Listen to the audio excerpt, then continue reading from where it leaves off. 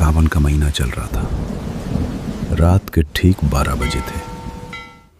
आसमान में काले बादल इस तरह गरज रहे थे मानो पूरी धरती को अपनी आवाज से हिला देना चाहते हैं। बारिश लगातार हो रही थी। तेज हवाएं पुराने पेड़ों को झुका रही थीं। और उसी रात एक ऐसा रहस्य जन्म लेने वाला था जिसे आज भी उस छोटे से गांव के बुजुर्ग कांपती आवाज में याद करते हैं।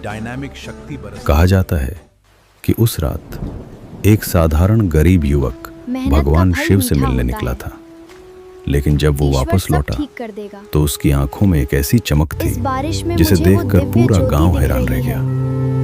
आखिर उस रात उस प्राचीन शिव मंदिर में क्या हुआ था? क्या सच में भगवान शिव ने उसकी परीक्षा ली थी?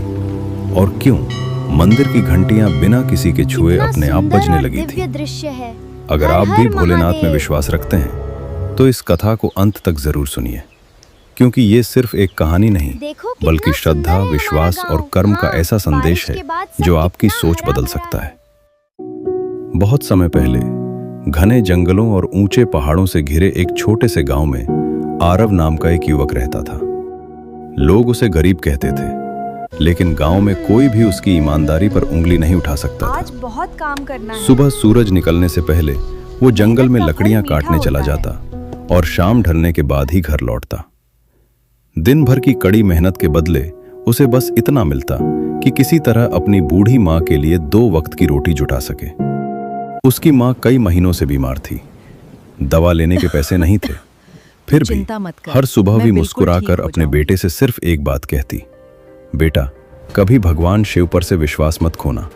जब इंसान के सारे रास्ते बंद हो जाते हैं तब भोलेनाथ अपना रास्ता खोलते हैं।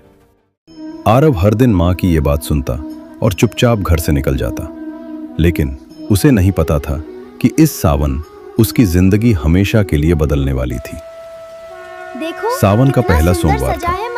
पूरा गांव नए कपड़े पहनकर दूध, दही, शहद, फल और बेलपत्र लेकर मंदिर जा रहा था, लेकिन आरव के पास एक लोटा जल खरीदने तक के पैसे नहीं थे। वो दूर खड़ा सबको देख रहा था। उसकी आंखों में आंसू थे, लेकिन शिकायत नहीं।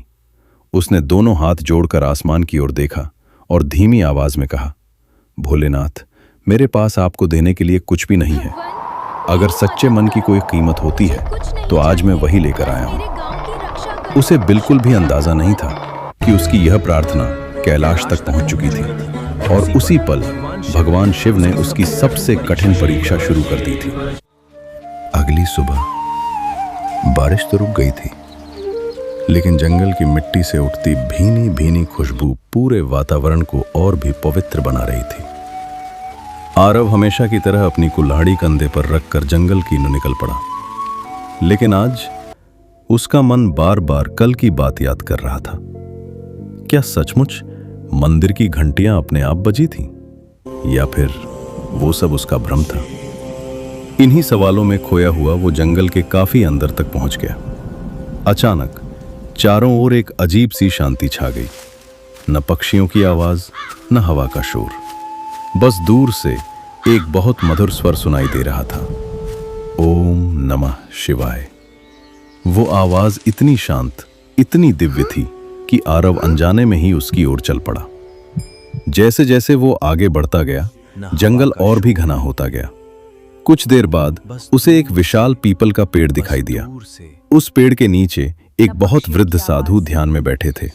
उनकी लंबी सफेद दाढ़ी, आंखें बंद, गले में रुद्राक्ष की कई मालाएं और चेहरे पर ऐसा तेज जैसा आरव ने पहले कभी नहीं देखा था।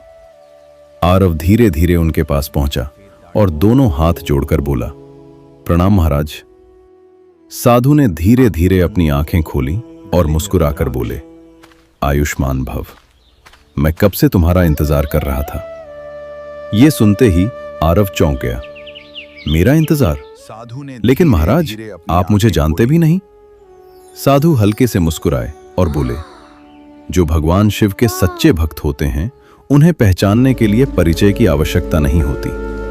आरव की आंखें नम हो गईं। उसे पहली बार लगा कि शायद भोलेनाथ ने उसकी प्रार्थना सचमुच सुन ली है। तभी साधु ने धीमी आवाज में कहा, बेटा, मुझे बहुत भूख लगी है, क्या तुम्हारे पास खाने के लिए कुछ है? ये सुनकर आरव के चेहरे की मुस्कान गायब हो गई। उसने धीरे से अपना छोटा सा कपड़े का थैला खोला। उसमें बस एक सूखी रोटी रखी थी, वही रोटी जो उसकी बीमार मां के लिए थी। कुछ पल के लिए उसके मन में विचारों का तूफान चलने लगा। अगर ये रोटी साधु को दे दूं तो मां क्या खाएगी, और अगर मां के लिए बचा लूं तो इस भूखे साधु का क्या होगा? आरव ने अपनी आंखें बंद कर लीं। उसे अपनी मां की एक बात याद आई, बेटा, भगवान हर भूखे इंसान में बसते हैं।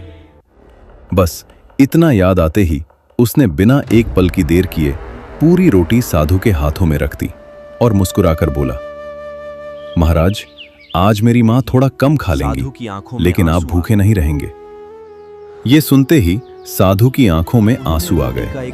उन्होंने रोटी का एक छोटा सा टुकड़ा तोड़ा, आसमान की ओर देखा और बोले, भोलेनाथ, आज भी धरती पर इंसानियत जिंदा है। अचानक तेज हवा चलने लगी। पीपल के सारे पत्ते एक साथ हिलने लगे और उसी क्षण कुछ ऐसा हुआ जिसे देखकर आरव के पैरों तले जमीन खिसक गई। उसने सामने देखा, लेकिन जहां कुछ क्षण पहले साधु बैठे थे वहां अब कोई नहीं था।